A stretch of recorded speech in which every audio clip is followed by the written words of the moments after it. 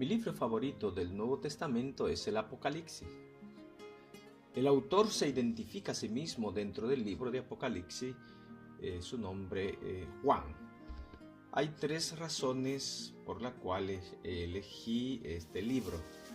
Por ejemplo, una es que para mí es un libro profético que anuncia el porvenir y es como un rompecabezas que nos ayuda a comprender, ¿ok?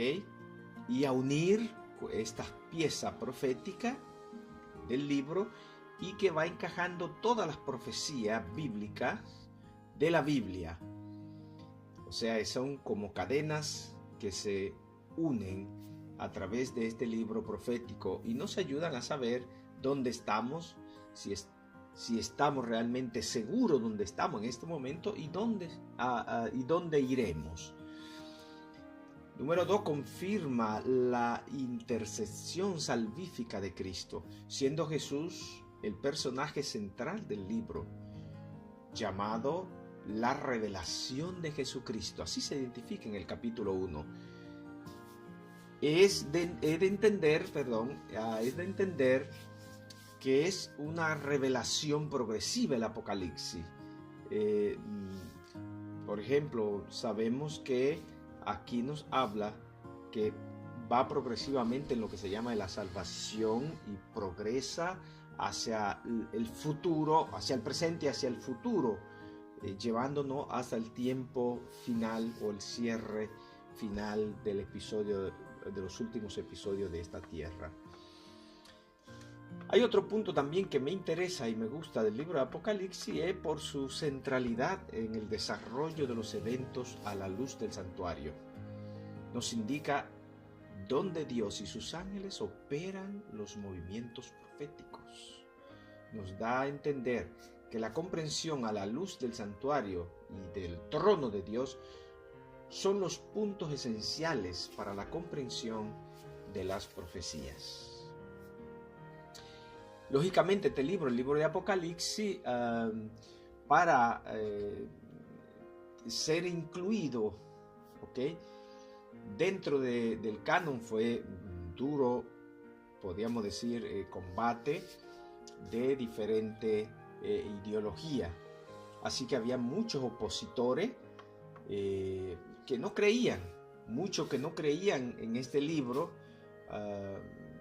y no creían que era del apóstol Juan. Por ejemplo, el mismo Lutero llegó a decir que el Apocalipsis no era apostólico y que Cristo no es enseñado o conocido en ese libro, lo consideraba como un libro inferior. Estoy hablando de Martín Lutero. Otras razones también que presentaban los opositores era el concepto que contenía el milenio, ¿ok? Especialmente el capítulo 20 de Apocalipsis, que para la iglesia muy primitiva, especialmente en aquellos tiempos, era difícil de entender o aceptar, ¿no? Yo recuerdo lo que era el milenio, era muy controversial para ellos. Vemos también que el canon de Marción, que este fue otro problema, el gnosticismo, las herejías de la iglesia, y especialmente Marción en su canon, podemos decir así, llamado el canon, podemos decirlo así, él aceptaba algunos libros del Nuevo Testamento y uno de estos libros que no aceptaba, o sea, tantísimos libros que no aceptaba del Nuevo Testamento, uno de ellos estaba allí incluido el Apocalipsis. Notamos también que algunos padres de la iglesia al principio no incluyeron en su lista el Apocalipsis, como por ejemplo Clemente de Roma, Ignacio, Policarpo, no lo incluyen en sus listas así al principio. Otros atacaron este libro con vehemencia, especialmente se destacó Dionisio, obispo de Alejandría, del 265, quien escribió un tratado en el cual intentaba refutar la paternidad literaria apostólica del libro. los teólogos de alejandrinos también, parecen haber atacado el Apocalipsis porque su vívida descripción de la realidad del castigo y del reino celestial no concordaba con su teología alegórica espiritualizada. Como resultado de esa controversia fue sacudida la fe que muchos cristianos tenían en el Apocalipsis. Y por más de un siglo la Iglesia Oriental no estuvo segura si debía aceptarlo o no. Este libro no fue aceptado realmente en Oriente. En el concilio, por ejemplo, de Hipona, del 393 después de Cristo, fue rechazado y quedó este libro, el libro de Apocalipsis, quedó en práctica como un libro deuterocanónico, o sea, el segundo canon.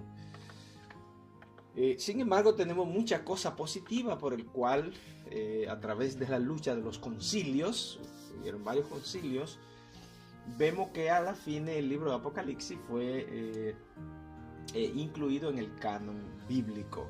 Al final del siglo II, el Apocalipsis fue reconocido por los representantes de las iglesias, ¿ok? Y muy especialmente de los grandes padres y de los escritores de aquella época también. Por ejemplo, Melitón, obispo de Sardes, Eusebio de Cesarea, Irineo, creían firmemente en su autoridad divina y apostólica. Tertuliano citó frecuentemente el Apocalipsis. En Roma, por ejemplo, el obispo Hipólito asignó su autoría al apóstol Juan. También vemos el fragmento muratoriano, lo enumera junto con las otras escrituras canónicas. Interesante. Sabemos que este fragmento confirma esta parte del Apocalipsis. Clemente de Alejandría y Orígenes, y también Atanasio, obispo de Alejandría, creían sin vacilación en su autoría. En el mismo libro el mismo libro de Apocalipsis, Juan se describe allí diciendo que Juan dirigió el Apocalipsis a las 7 iglesias de la provincia romana de Asia, y afirmó específicamente que tenía la inspiración divina en lo que escribía, según el capítulo 1, versículo 1 al 3, también tenemos el 22, 18 al 19. La iglesia de Occidente defendía fuertemente el Apocalipsis. Durante el siglo III y parte del IV, finalmente los teólogos griegos, que era lo que se oponían, cambiaron su actitud y aceptaron el Apocalipsis en su canon. Siempre en los concilios fueron discutidos, aunque sin el concilio de Hipona del 393 fue rechazado el Apocalipsis, más vemos ya que en el concilio del 397, el concilio de Cartago, fue aceptado el Apocalipsis, y luego más adelante en otro concilio de Cartago también fue rectificado. A pesar que este libro tuvo uso eclesiástico desde el principio, podemos decir, una parte lo rechazaba, otra parte lo aceptaba. Lo que puso fin a este combate de concilio, podemos decir, y discusiones sobre el Apocalipsis, entre otros libros, fue el concilio de Toledo, España, del 633, que confirmó definitivamente la canonicidad de este libro. Y damos gloria a Dios, que cuida, y Él es que protege y dirige sus escritos, y por eso hoy tenemos al libro de Apocalipsis. Buena continuación.